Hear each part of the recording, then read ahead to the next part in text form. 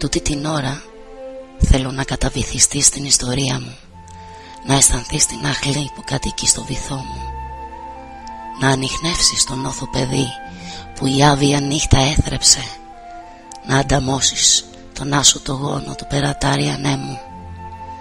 Έλα θόρυβα με τη στριπνή σου ανάσα που είναι φωτιά και πανσέλινο χάδι συνάμα, να τρασκελίσεις τη σκήτη μου, να ψηλαφίσεις την πάχνη μου, να αφουγκραστείς τη σιωπή μου.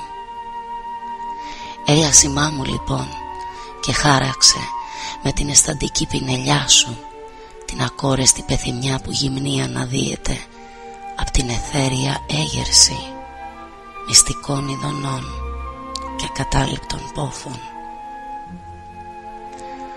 Άσωτος γόνος, από το βιβλίο Ιδρύες Ανάσες, Τάκης Τσαντήλας.